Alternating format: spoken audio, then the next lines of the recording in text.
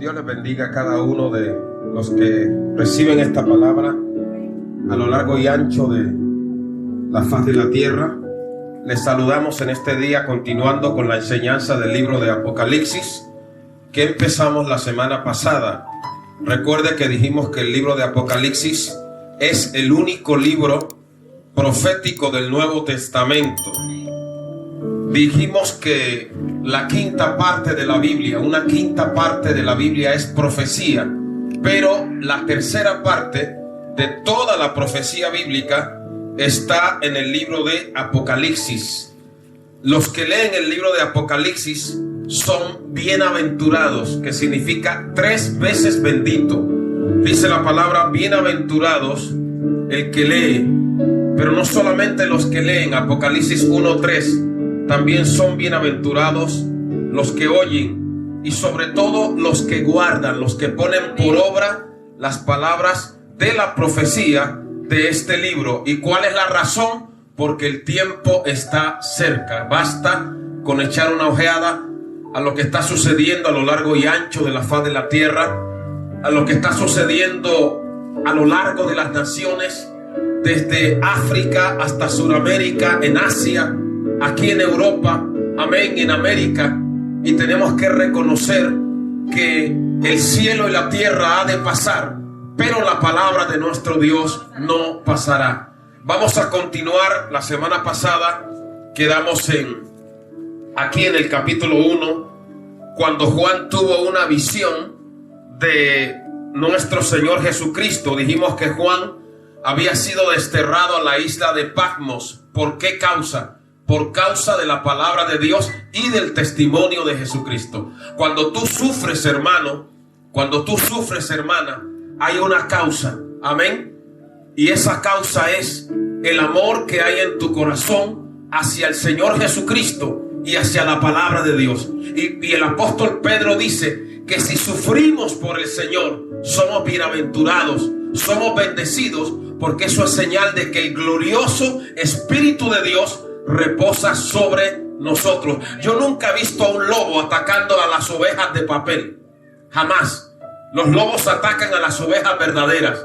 Nunca he visto a un pájaro o a un cernícalo o a un buitre golpeando a los pájaros falsos. Ellos atacan a los pájaros verdaderos que se mantienen en las alturas. Y el diablo siempre quiere atacar a la verdadera iglesia del Señor, pero el Señor Jesucristo dijo, amén, que las puertas del infierno no prevalecerán contra su iglesia. ¿Cuántos pueden alabar al Señor? Amén. Así que en Apocalipsis 1:9 dice: yo, Juan, vuestro hermano.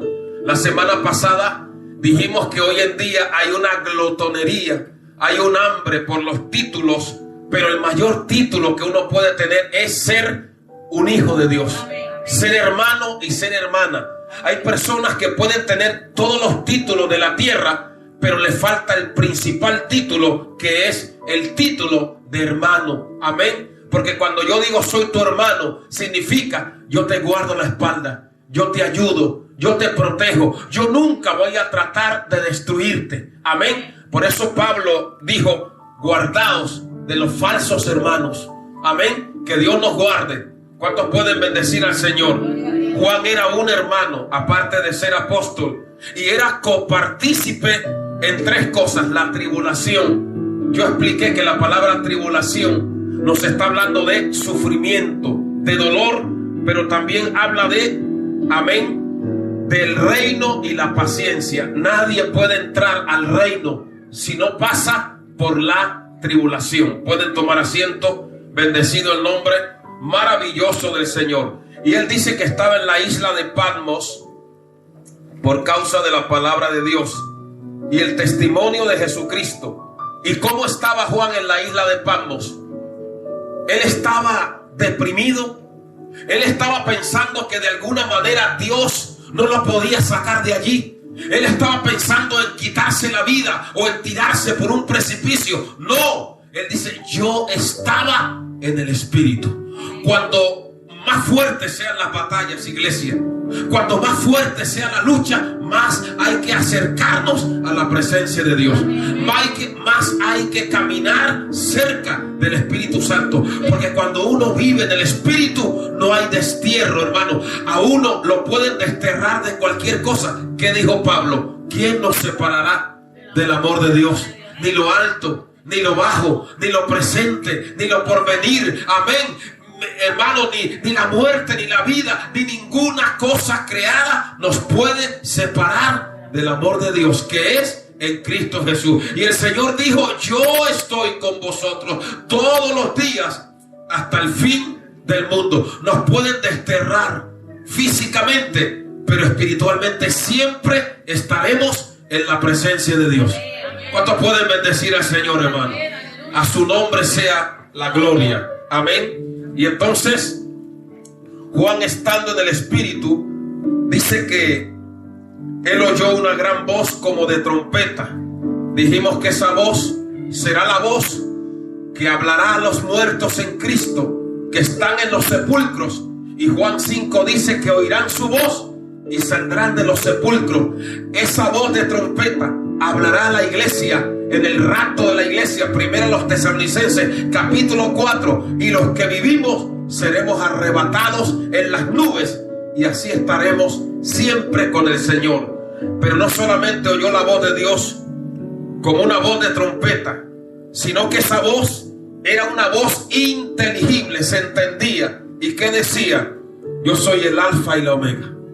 Amén. La primera letra del alfabeto griego, el alfa, y la última. O sea que Dios es el principio y el final. No hay nadie que pueda estar antes que Él, y nadie podrá estar después de Él. ¿Cuántos pueden darle a Dios la gloria? Amén. Y dice: escribe en un libro lo que ves y envíalo a las 7 iglesias que están en Asia. Dijimos que esas 7 iglesias eran como 7 fotografías espirituales de las condiciones que van a prevalecer desde que esta palabra, o desde que la iglesia fue fundada hasta la venida del Señor Jesucristo.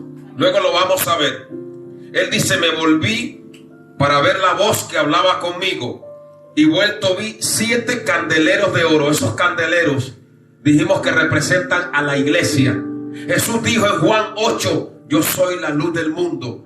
Pero en Mateo 5 le dijo a la iglesia: vosotros sois la luz del mundo. No se enciende una luz y se pone debajo de un almud, o sea, debajo de una vasija, sino que se pone arriba para que alumbre a todos los que están en casa. Amén. Y luego sigue diciendo: gloria al nombre maravilloso del Señor. Y dice que en medio de los 7 candeleros a uno semejante al Hijo del Hombre. O sea que donde quiera que haya una iglesia, donde quiera que hayan 2 o 3 reunidos en su nombre, donde quiera que haya un candelero que dé luz, Jesús está en medio. Amén. ¿Cuánto nos gozamos porque Él esté aquí en esta tarde? A Él sea la gloria. Amén. Y dice: vestido de una ropa que le llegaba hasta los pies y ceñido por el pecho con un cinto de oro. Yo le dije que estas son las vestiduras sacerdotales. Amén. ¿Cuáles fueron las vestiduras con que Cristo ministró en su primera venida? Con las vestiduras de redención. Amén. Él estaba vestido como redentor, y cuando Él fue a la cruz le despojaron de sus vestiduras. Pero ahora Él es tu abogado, Él es mi abogado, Él es nuestro sumo sacerdote. Él está a la diestra del Padre. ¿Sabe por qué? Porque dice la Biblia que hay uno que te acusa día y noche delante de Dios. Satanás, que el Señor lo reprenda. Ese está, hermano. De hecho, la palabra diablo viene del vocablo diabalos, que significa el que arroja calumnia, el que nos está acusando de día y nos está acusando de noche. Pero aunque el diablo nos acusa de día y de noche, Cristo nos defiende de día y de noche, porque escrito está: no se adormecerá ni dormirá el que guarda a Israel. ¿Cuánto le damos a Dios la gloria? Tenemos un abogado, hermano. Tenemos uno que nos defiende. Cuando a los amigos de Job hermano, que para esa clase de amigos no hacen falta, hermano, ni diablo ni enemigo. Esos falsos amigos que después se arrepintieron, lo acusaban de toda clase de pecado, lo atacaban. ¿Qué pasó al final? Que Job dijo: en los cielos está mi abogado. Amén. Aquí no tengo nada. Ustedes pueden decir de mí lo que les dé la gana, pero hay uno en el cielo que sabe quién soy yo. ¿Cuánto le damos a Dios la gloria? Amén. Y al final Dios peleó la causa de Job. Fue Dios el que peleó la causa de David contra Saúl. Fue el abogado, amén, de Mardoqueo cuando Amán le estaba preparando la horca. Pero Amán se olvidó que allá arriba había un abogado. ¿Cuánto le damos a Dios la gloria? Fue el abogado de Pedro cuando el diablo lo pidió para zarandearlo como a trigo y destruirlo. Pero el abogado dijo: yo voy a orar por Pedro para que su fe no le falte. ¿Cuánto le damos a Dios la gloria? Fue el abogado cuando Pedro le negó 3 veces y salió fuera y Satanás se reía de Pedro. Pero su abogado fue a las orillas del mar de Galilea y lo buscó y lo restauró y le dijo: Simón, hijo de Jonás, ¿me ama? Pastorea mis ovejas. ¿Cuánto le damos a Dios la gloria? Apacienta mis corderos. Hay uno que nos ataca, pero hay uno que nos defiende. Hay uno que quiere destruirte, pero hay uno que te protege. Y el que está en nosotros es mayor que el que está con ellos. ¿Cuántos pueden alabar a Dios? Si Dios con nosotros, ¿quién contra nosotros? Pelearán contra el Cordero y el Cordero los vencerá, porque Él es Rey de reyes y Señor de señores. Denle un aplauso al Señor, denle la gloria a Él, hermano. No le tenga miedo al enemigo, no le tenga miedo a los difamadores. Amén. Viva en rectitud y sus enemigos caerán bajo la planta de tu pie. ¿Quién vive, iglesia? Y a su nombre. Entonces Él es tu sacerdote ahora. Miren lo que dice Hebreos. Lo que dice Hebreos. Hebreos capítulo 4. Vaya hacia atrás. Hebreos. El capítulo 4 de la carta a los Hebreos. Amén. A Dios sea la gloria. Dice, amén, Hebreos capítulo 4, 14. Léanlo conmigo. ¿Cuántos ya lo encontraron? Amén. Por tanto, teniendo un gran sumo sacerdote que traspasó los cielos. ¿Qué significa la palabra sacerdote? Uno que hace puente, un mediador. Nuestro sacerdote no está aquí en la tierra, tampoco está en Roma, está sentado a la diestra del Padre y Él intercede por nosotros. Entonces, teniendo un sumo sacerdote que traspasó los cielos. El sumo sacerdote del Antiguo Testamento era Aarón y los descendientes de Aarón, pero ellos nunca traspasaron los cielos. El único que traspasó los cielos fue el Señor Jesucristo. Cuando en Hechos 1 dice que lo vieron, amén, ser levantado al cielo hasta que una nube le ocultó de sus ojos. Y ahora, ¿qué hace Él como sacerdote? Intercede por nosotros. Amén. Él está tomando nuestras oraciones. Él está guardándonos de día y de noche. ¿Cuánto le damos a Dios la gloria? Entonces dice, teniendo en Hebreos, teniendo un sumo sacerdote que traspasó los cielos, Jesús, el Hijo de Dios, retengamos nuestra profesión.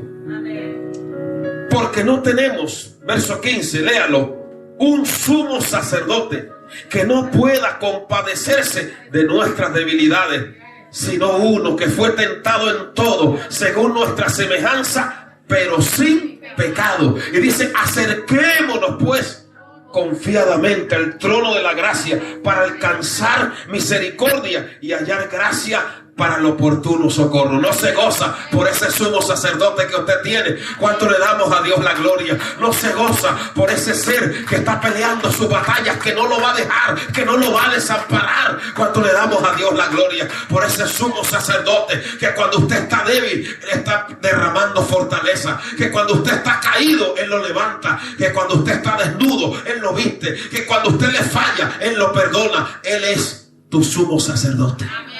Por eso Juan lo vio con las vestiduras que tiene ahora. ¿Qué vestiduras tiene ahora? Las vestiduras sacerdotales. Primero vino con las vestiduras de redención y murió con ellas como redentor. Ahora tiene las vestiduras sacerdotales. Ahora todo aquel que se arrepienta, aunque esté en la droga, aunque esté en la cárcel, aunque esté en la brujería, el sumo sacerdote le perdona. Pero cuidado, no siempre va a tener las vestiduras de sumo sacerdote, porque en Apocalipsis 19 ya lo ves con otras vestiduras, lo ves con las vestiduras de guerra, porque cuando venga con las vestiduras de guerra aplastará al anticristo, al falso profeta y a los seguidores del sistema religioso, amén, pagano de Babilonia y de la bestia. Yo prefiero tenerle como sumo sacerdote que tenerle como juez. ¿Cuántos pueden darle a Dios la gloria? ¿Quién vive, iglesia? Y a su nombre, los que no quieren verlo como sacerdote, tristemente lo verán con las vestiduras de juez. Amén. De guerra. Volvamos aquí a Apocalipsis capítulo 1. Dice que su cabeza, verso 14, y sus cabellos eran blancos como blanca lana. Yo les di a ustedes la cita de Daniel 7, que no es que él no vio los cabellos de Jesús blancos porque estuviera envejecido o porque tuviera el pelo ya con canas y descolorado. No, ese color blanco habla de majestad, habla de pureza, habla de señorío, habla de gloria. Amén, como blanca lana. ¿Cuántos pueden darle a Dios la gloria? Porque Él no envejece. Amén. Él es eterno. Él es el mismo ayer, hoy y por los siglos de los siglos. Y el salmista dice: y tus años no pasarán. Tienes el rocío de tu juventud. ¿Cuántos pueden bendecir al Señor? Y dice: como nieve. Y luego dice que sus ojos eran como llama de ¿qué? De fuego. Esos ojos son penetrantes. Esos ojos como llama de fuego ven el pecado. Esos ojos como llama de fuego lo escudriñan todo. Esos ojos como llama de fuego fueron los que vieron a Judas, porque Judas pudo engañar a todo el mundo menos al Señor Jesucristo. Él dijo: no os he escogido yo a vosotros los 12 y uno de vosotros es diablo. Decía Martín Lutero: en toda congregación mínimo donde hayan 12 habrá un diablo.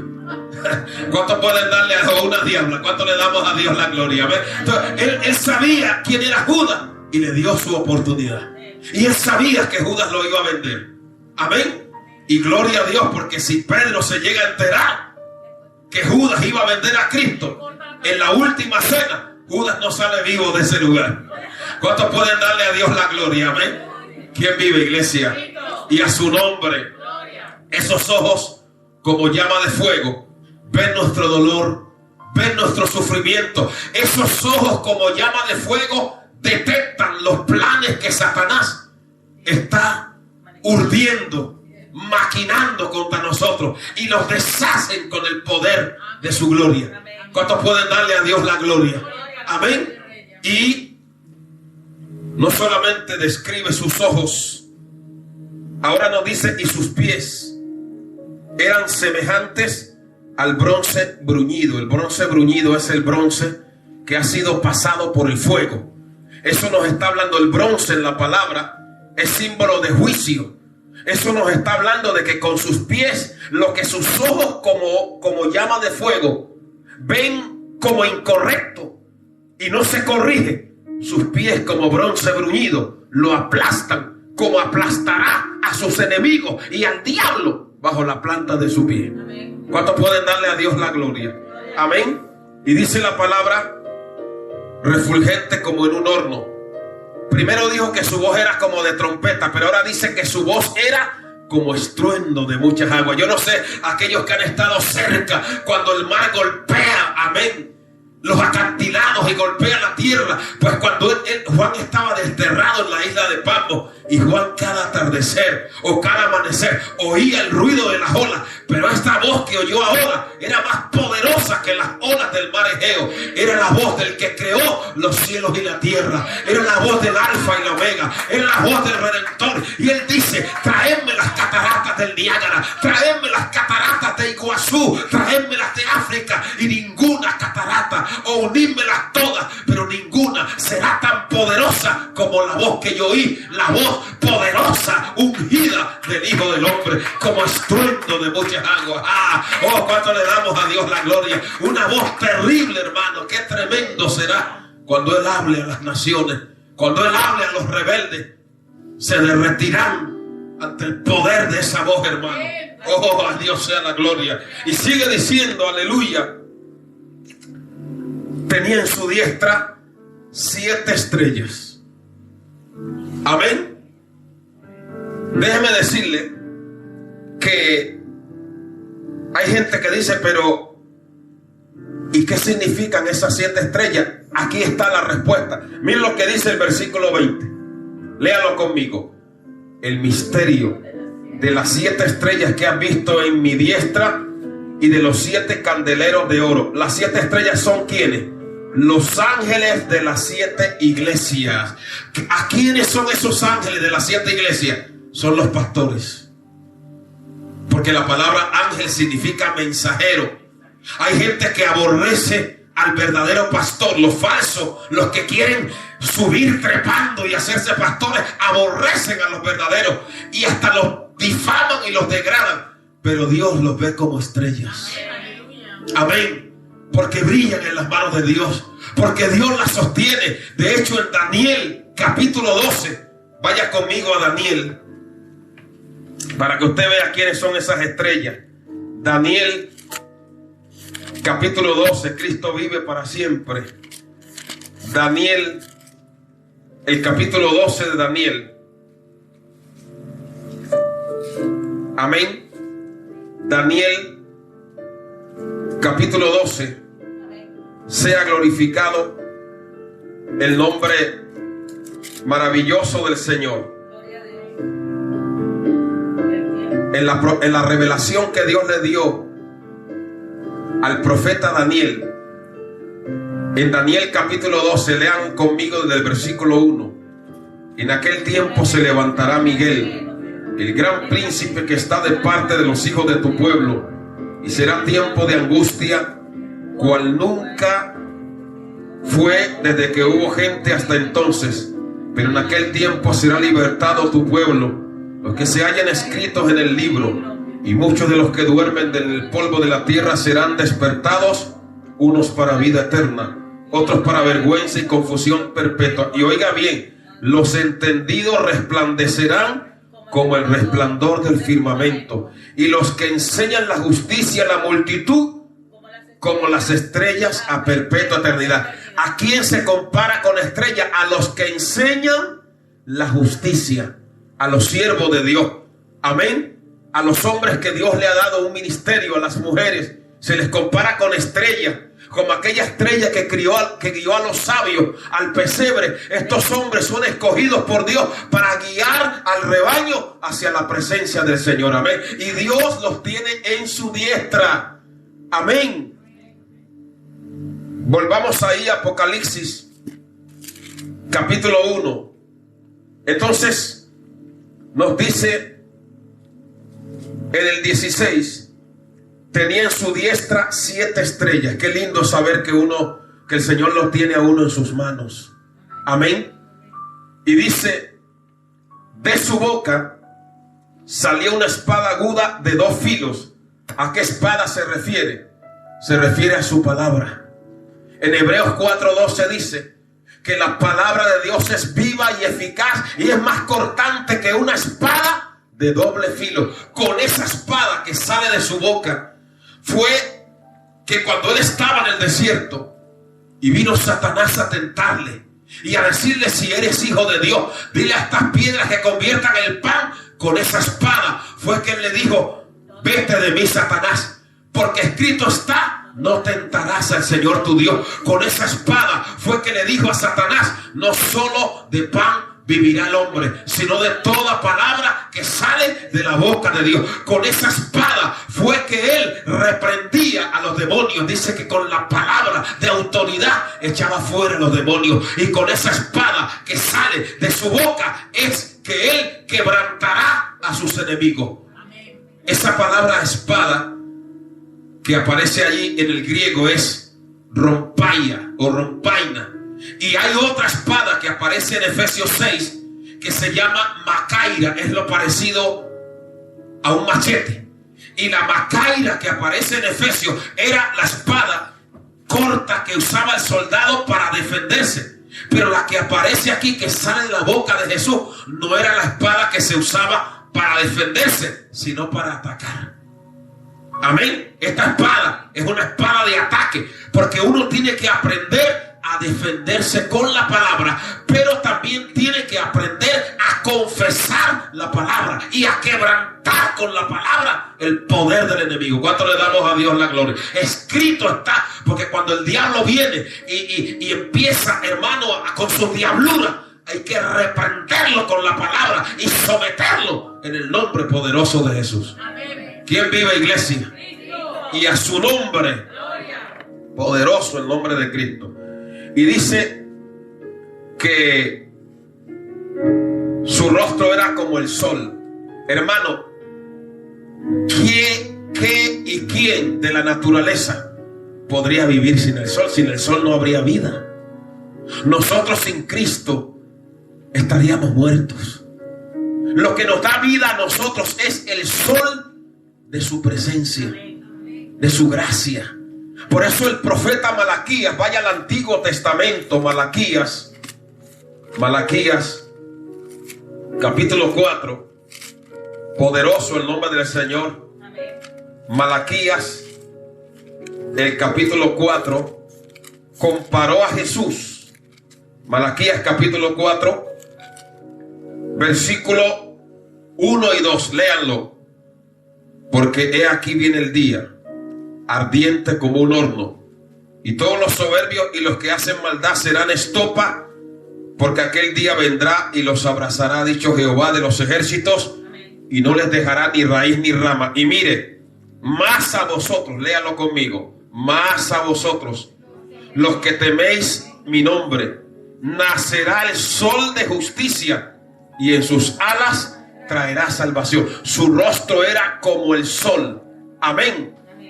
Si quiere usted confirmar lo que estamos leyendo acerca del rostro de Cristo como el sol, vaya a Lucas capítulo 9, cuando Jesús se transfiguró delante de sus discípulos. Lucas capítulo 9, poderoso el nombre del Señor, versículo Lucas capítulo 9, versículo 28, dice: aconteció como 8 días después de estas palabras que tomó a Pedro y a Juan y subió al monte a orar. Y mientras oraba, la apariencia de su rostro se hizo otra, y su vestido blanco y resplandeciente. Hay otro autor en el Evangelio, por ejemplo, de Marcos 9, del 2 al 13, aparece la misma experiencia. Marcos capítulo 9, versículo del 2 al 13, dice: 6 días después tomó a Pedro, Jacobo y Juan y los llevó aparte a un monte muy alto y se transfiguró delante de ellos, y sus vestidos se volvieron resplandecientes, muy blancos como la nieve, tanto que ningún lavador de la tierra los puede hacer tan blancos. Y en Mateo capítulo 17, Mateo, aleluya, capítulo 17, versículo 1 y 2. Léanlo en voz alta. 6 días después, Jesús tomó a Pedro y a Jacobo y a Juan su hermano y los llevó aparte a un monte muy alto y se transfiguró delante de ellos y resplandeció su rostro como el sol. Amén. Y sus vestidos se hicieron blancos como la luz. Jesús en una ocasión les mostró a ellos su gloria, su majestad, su divinidad. Y ahora Juan lo ve y el rostro de él era como el sol, hermano. Era una gloria tan sublime que Juan, cuando lo vio, hermano, dice que cayó desplomado a sus pies. Vuelva ahí al libro de Apocalipsis. Hay poder en el nombre de Jesús. Apocalipsis, el capítulo 1. Miren lo que dice, hermano, en el 17. Cuando le vi, caí como muerto a sus pies. Aquí voy a hacer un stop. Cuando usted oiga a una persona que diga que está cerca de Dios, que conoce a Dios, y usted lo vea hinchado por el orgullo, huya de esa persona. Todas las personas que se han acercado a Dios y han visto la gloria de Dios, hermano, han sido fulminados por su santidad. Dios es tan puro y tan santo. Mire, cuando Habacuc lo vio, dice: pudrición entró en mis huesos. Cuando Isaías lo vio, dijo: ay de mí. Hay gente que se mantiene atacando a los demás, pero Isaías dijo: ay de mí. Me enseñó el primer pastor que tuve lo siguiente: cuando tú haces así y señalas a alguien, hay 4 dedos que te están señalando a ti. Mire, haga así. Ve usted estos 4 que están hacia usted. Amén. Pero hay personas que supuestamente están cerca de Dios y hermano, con su lengua, hermano, arrasan el cielo y la tierra. Esa gente no está cerca de Dios. Porque el que está cerca de Dios, lo primero que ve es su propia pecaminosidad, su propia condición. No dice: ay de ti o ay de aquel, no, ay de mí, dijo Isaías. Amén. Porque siempre hombres con labios inmundos han visto mis ojos al Rey de Gloria. Y cuando Juan vio la gloria de Dios, dice que él cayó como muerto a sus pies, hermano. ¿Sabe por qué? Hay personas que se definen como ateos.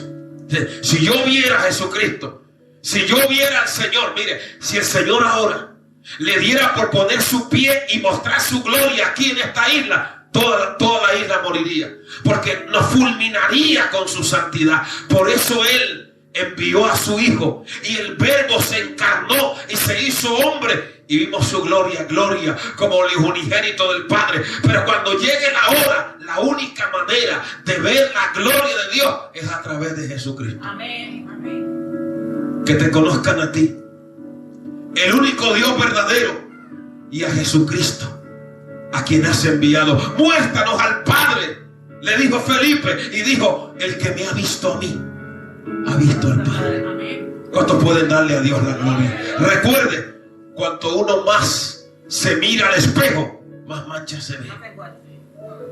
Cuanto más se acerca a la luz, más defectos uno se ve. El que vive cerca de Dios tiembla, hermano. Es consciente de sus debilidades. Nunca usted va a ver a nadie que esté cerca de verdad de Dios con el pecho lleno de aire. Los que viven cerca de Dios son gente humilde, son gente sencilla de corazón, quebrantados, porque saben que si están en pie, no es por lo que ellos son, sino por la gracia del Señor en ellos. ¿Cuántos pueden bendecir al Rey de Gloria? ¿Quién vive? Y a su nombre. Y cuando él cayó como muerto a sus pies, le dijo: no temas, yo soy el primero y el último, el que vivo y estuve muerto, mas he aquí que vivo por los siglos de los siglos. Amén. Y dice: y tengo las llaves de la muerte y el Hades. ¿Qué significan las llaves de la muerte? Que cuando alguien muere, el que tiene el control sobre ese ser que partió no es un medio, no es un hechicero, no es una persona que dice: no, te voy a poner en contacto con el muerto. No, ya, hermano, se cierra el ciclo aquí en la tierra y entra al mundo invisible. Y el que tiene el control del mundo invisible es nuestro Señor Jesucristo. Amén. Tengo las llaves de la muerte y del Hades. Él tiene el poder sobre las puertas del infierno. El Hades era el mundo invisible donde iban los muertos, y el que tiene el control sobre eso es el Señor. Amén. ¿Cuántos pueden alabar al Señor? ¿Cuántos pueden bendecir al que vive para siempre? Las llaves hablan de autoridad, de dominio, de señorío. Amén. Y con esas llaves es que Él va a abrir los sepulcros, y los que hayan muerto en Cristo Jesús oirán la voz, y los que hicieron lo bueno saldrán a resurrección de vida. ¿Quién vive? Y a su nombre. Ahora vamos a entrar en el capítulo 2. Gloria al nombre maravilloso del Señor. El capítulo 2 del libro de Apocalipsis. Amén. El mensaje a las 7 iglesias. Ya yo les dije que cada una de las iglesias representa una condición espiritual que va a prevalecer hasta que Cristo venga. Amén. Podíamos hablar de 7 tipos de creyentes.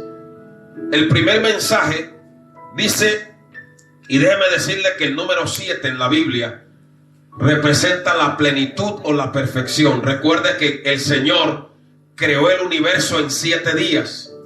Amén. Recuerde que Dios le dijo a Noé que metiera en el arca 7 parejas de animales limpios. Recuerde que Naamán se tuvo que hundir 7 veces en las aguas del río Jordán. ¿Cuántos pueden darle a Dios la gloria?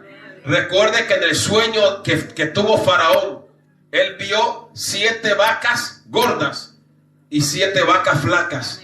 Recuerde que sobre Nabucodonosor pasarían 7 tiempos hasta que reconociera que el Altísimo gobierna sobre los hijos de los hombres.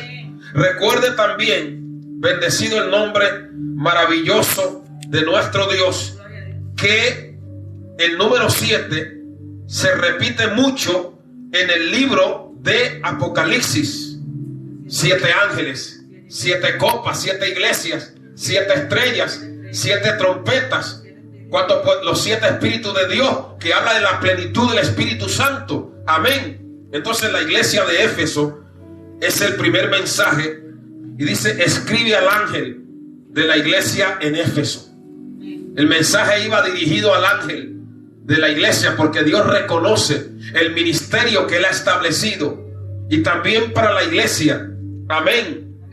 Éfeso era la capital de la provincia romana de Asia, por así decirlo. Éfeso era la ciudad más importante que había en aquel momento en esa provincia. Si usted lee Hechos capítulo 18 del 19 al 21, léalo en la casa, y Hechos capítulo 19, sabrá que esa iglesia de Éfeso fue fundada por el apóstol Pablo en su segundo viaje misionero. Él ahí invirtió muchísimo tiempo para ministrar, para predicar la palabra. En Éfeso, cuando Pablo predicó, había una diosa que era la diosa de la fertilidad. Allí le llamaban Diana de los Efesios. Usted recuerda, ¿verdad? Que también le llamaban la diosa Cibeles. Era una figura de color ennegrecido, que tenía muchos pechos y que se consideraba la diosa de la fertilidad. Una mujer que fuera estéril iba allí a la ciudad de Éfeso y tocaba los pechos de la imagen de la diosa, y supuestamente se sanaba de su infertilidad. De hecho, habían estatuas, había un platero que dice Hechos 19 que se llamaba Demetrio, y él vendía imágenes de la diosa pagana. Amén. Y él vivía de ese negocio. Y cuando Pablo fue y predicó la verdadera palabra, el negocio de Demetrio se le vino abajo, porque ya la gente, en vez de comprar las imágenes de Diana, se convertían a Jesucristo. Y ellos se levantaron, se formó un tumulto y a Pablo lo encerraron allí. Amén. Se levantó una turba, unos vándalos. Amén. Entonces en Éfeso habían templos dedicados al emperador romano y se le adoraba como un dios. Y también en Éfeso se practicaba mucho la hechicería. Usted ve que en la carta donde Pablo dice que no tenemos lucha contra carne ni sangre, sino contra principados, es en la carta a los Efesios. Lea el capítulo 6. ¿Cuánto le damos a Dios la gloria? Entonces la iglesia de Éfeso históricamente representa el periodo que va desde el nacimiento de la iglesia. La iglesia históricamente nació en el año 33, en el día de Pentecostés.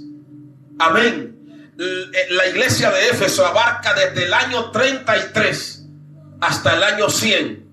¿Y cómo eran o cuáles eran las características de la iglesia? Éfeso significa deseable o deseada. Y mire cómo era la iglesia de Éfeso.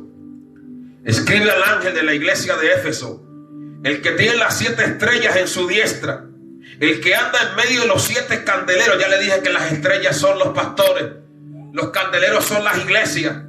Dice esto: yo conozco tus obras y tu arduo trabajo. Mire, siempre que el Señor le daba un mensaje a cada iglesia, lo primero era una presentación de Jesús. Lo segundo era una revelación de que Dios conocía la condición de esos creyentes de la iglesia. Y luego el Señor hablaba de lo bueno, pero luego también hablaba de lo malo, de lo que había allí. Aquí habla de lo bueno: yo conozco tus obras, tu arduo trabajo, tu paciencia. Tenían paciencia, trabajaban, hablaban, predicaban, no podían soportar a los malos. Has probado a los que se dicen ser apóstoles. Era una iglesia que probaba a los falsos apóstoles y los has hallado mentirosos. Ha sufrido. Era una iglesia que había tenido paciencia, había trabajado, no había desmayado. Pero tengo contra ti, aquí viene lo negativo, que has perdido el primer amor. ¿Qué es el primer amor? El primer amor era eso que experimentaba María, que cuando Jesús llegaba a la casa, ella se detenía porque era la hora de oír la palabra de Dios. Y suspendía todo. El primer amor es eso que David sentía cuando decía: una cosa he demandado a Jehová y esta buscaré, que esté yo en la casa de Jehová todos los días para contemplar la hermosura de Jehová. ¿Qué es el primer amor? El primer amor era eso que sentía Juan, que cuando llegaba al culto, él se recostaba sobre el pecho de Jesús. El primer amor es eso que aparece en Cantares, cuando la tsunamita dice: habéis visto al que ama mi alma, habéis visto a mi amado es como el lirio señalado entre 10,000. El primer amor es lo que te hace ver a Cristo incomparable, que no se puede comparar a nada. El primer amor es lo que hace que no pueda pasar un día de tu vida sin estar en la presencia de Dios. Cuando hay primer amor hay oración, cuando hay primer amor hay adoración, cuando hay primer amor hay amor en la casa de Dios, cuando hay primer amor se ama al hermano, cuando hay primer amor no puede haber chisme, donde hay primer amor no puede haber murmuración, donde hay primer amor no puede haber una persona malvada que quiera destruir a otra. No, porque de tal manera amó Dios al mundo que ha dado a su Hijo unigénito, para que todo aquel que en él crea no se pierda, sino que tenga vida eterna. Cuando le damos a Dios la gloria, donde hay primer amor, uno puede tomar la cruz, porque el Señor dijo: el que me ama, mi palabra guardará y mi Padre le honrará. Y si alguno quiere venir en pos de mí, tome su cruz cada día y sígame. Amén. Amén. Uno tiene que ponerse el termómetro y mirar cómo está la temperatura del amor de uno hacia Dios, hacia su palabra, hacia su presencia.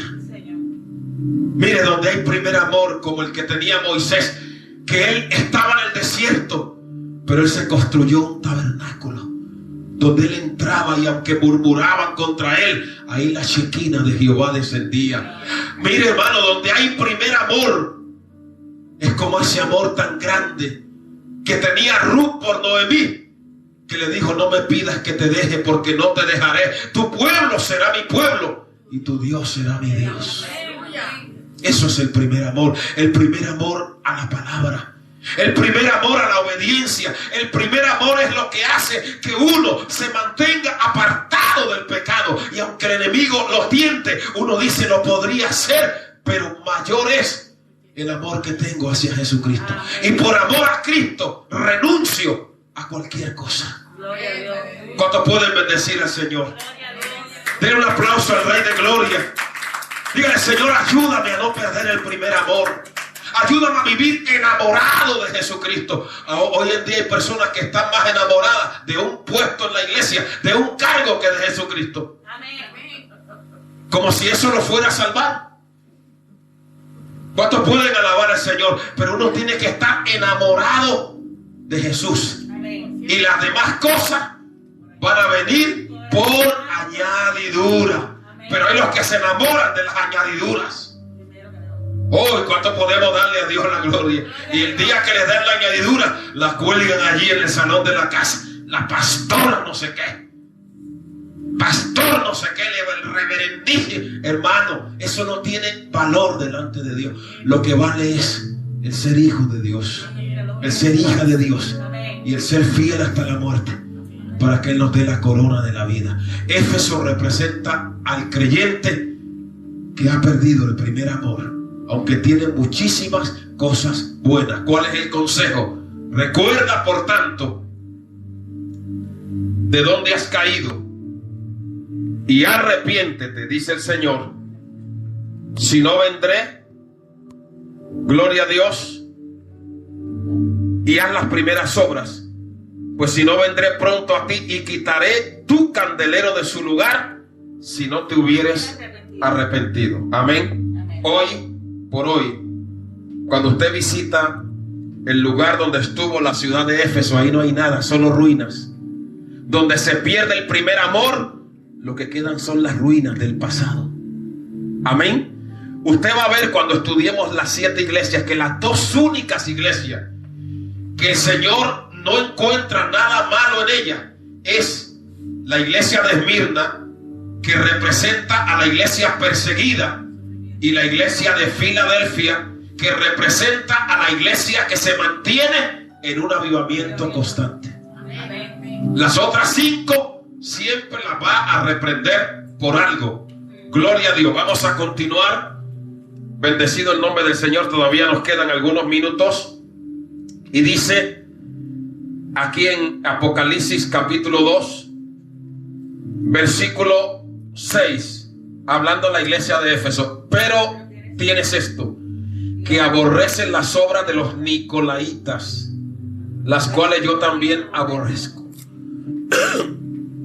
¿Cuáles eran las obras de los nicolaitas? La palabra Nicolás es un compuesto de 2 cosas. Nicao, que significa vencer. Amén. Y la otra parte significa pueblo. Nicolás, o el nicolaísmo, lo que representaba era la conquista o la segregación de la iglesia en castas. Ahí fue cuando se empezó a dividir la iglesia en castas, en grupos, lo que más adelante dio paso a eso que se conoce como seglares, que si arzobispos, que si obispos, que si el nuncio. La iglesia nunca estaba dividida en esas castas. Amén. Pero todo empieza ahí con las obras de los nicolaitas. Y los nicolaitas también eran un grupo que no se sometía a los pastores. Ellos se pastoreaban a sí mismos. Eran sus propios pastores y guías. Y enseñaban doctrinas que alejaban y desviaban a las personas de la verdadera palabra de Dios. Amén. Hoy en día hay muchos nicolaitas, aunque no se llamen Nicolás. ¿Cuánto podemos darle a Dios la gloria? Y hay muchos Judas, aunque no se llamen Iscariote. Amén. Amén. Y dice aquí la palabra del Señor: el que tiene oído, oiga lo que el Espíritu dice a las iglesias. Al que venciere, siempre al final de cada mensaje de Jesús hay también una promesa y una recompensa. Al que venciere, le daré a comer del árbol de la vida. El árbol de la vida aparece por primera vez en Génesis. Era un árbol que cuando la persona lo comía podía vivir por siempre.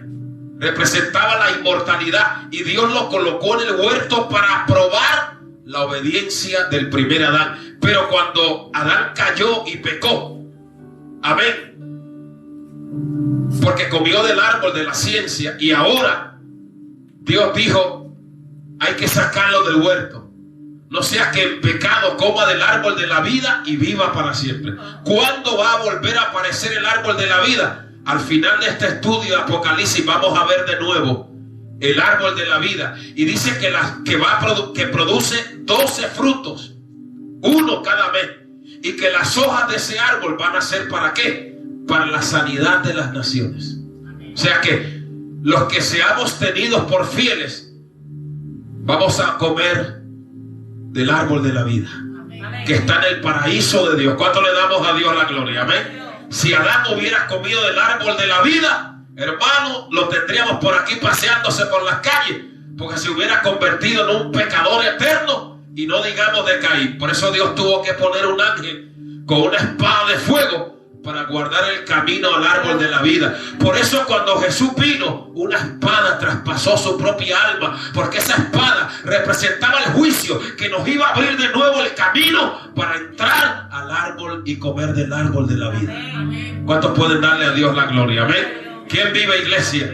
Y a su nombre, al que venciere, le daré a comer del árbol de la vida.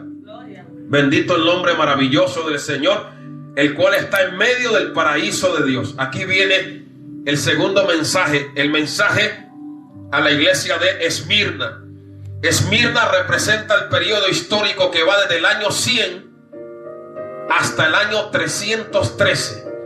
Esmirna significa mirra, y el nombre es muy apropiado. Usted va a ver que es un mensaje de 4 versículos, pero la iglesia de Esmirna fue una iglesia sufrida.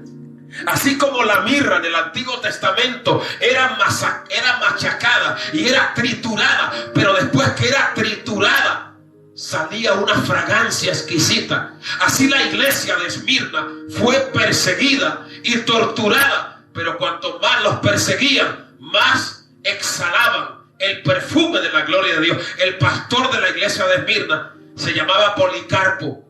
Policarpo fue discípulo de Juan. Lo torturaron hasta la muerte. Murió a la edad de 86 años.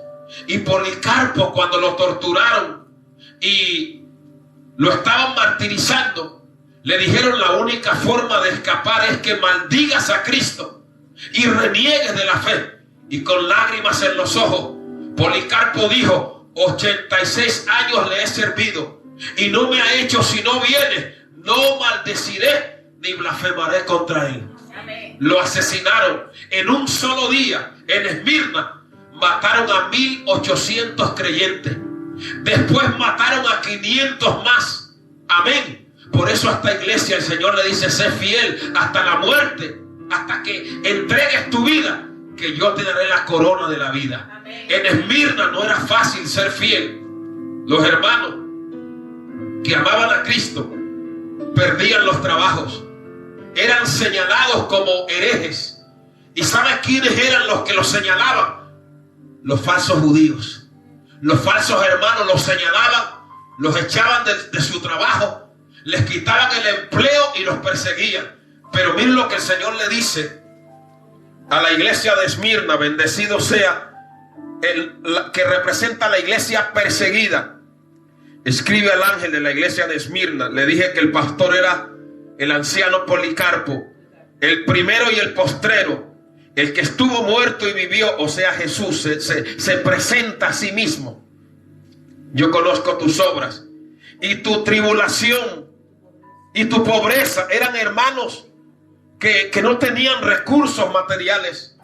Eran hermanos que estaban en necesidades, que estaban pasando momentos difíciles. Pero el Señor dice: mira, yo conozco tu pobreza, hermano, porque no hay ninguna necesidad que tú estés pasando que el Señor no la conoce. Pero mire lo que le dice: pero tú eres ¿qué?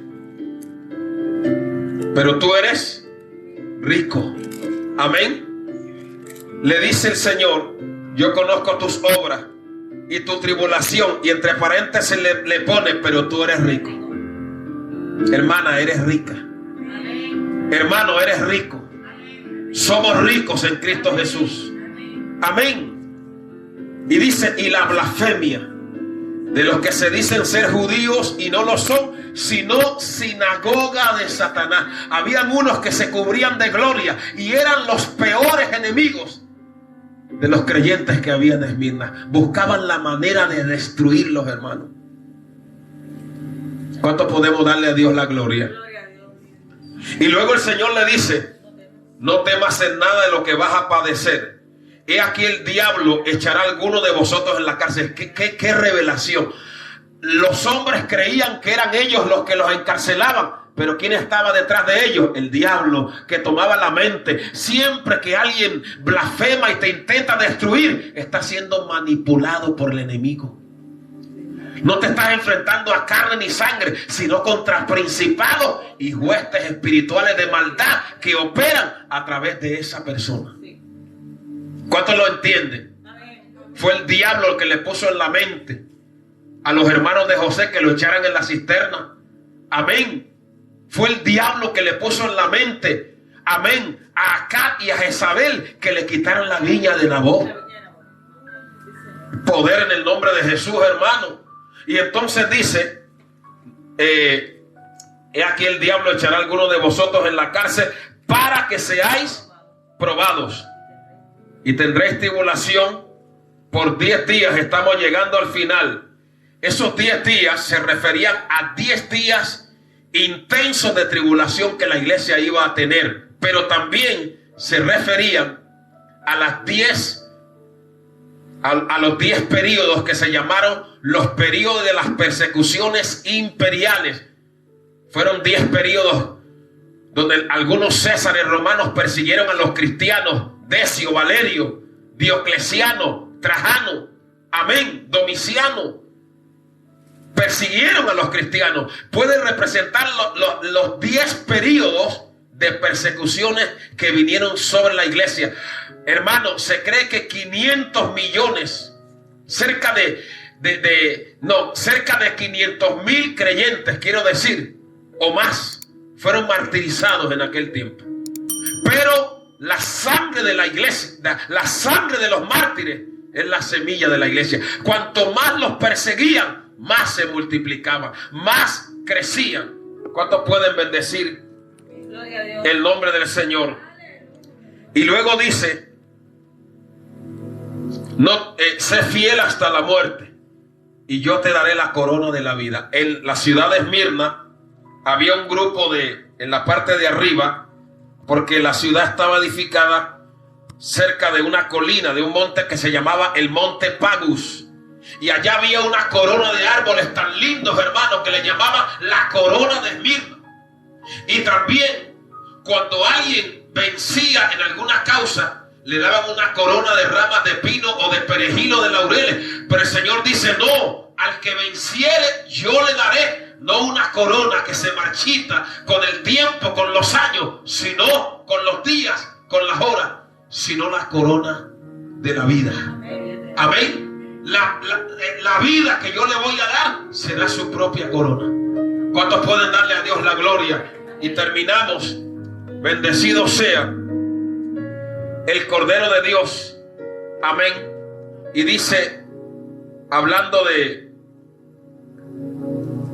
a la iglesia: el que tiene oído, oiga lo que el Espíritu dice a las iglesias. Y aquí viene una promesa: el que venciere no sufrirá daño de la segunda muerte. Ahora nosotros tenemos la vida de Cristo, porque Él es el autor de la vida. Hemos resucitado del pecado, pero la vida eterna la tendremos en la resurrección de los justos, o en el rapto de la iglesia. O uno nace 2 veces o muere 2 veces, porque está la muerte física, que es la muerte del cuerpo, y la muerte eterna, que es la separación eterna de Dios. Pero aquí hay una promesa: el que venciere, nos dice aquí, no sufrirá daño de la segunda muerte. La segunda muerte se refiere a los que van a ser arrojados al lago que arde con fuego y azufre. Que Dios nos ayude, que Dios nos dé fuerza, y que cada día nos ayude a ser más que vencedores.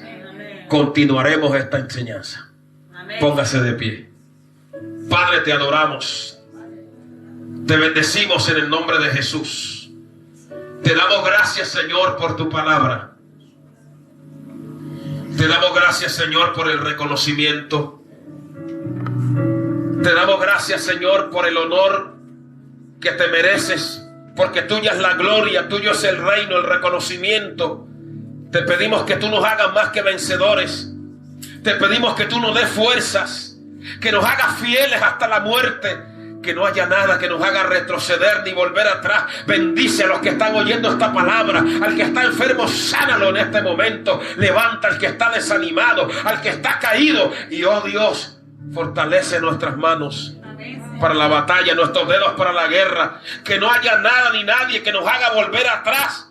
Te lo rogamos, oh Dios.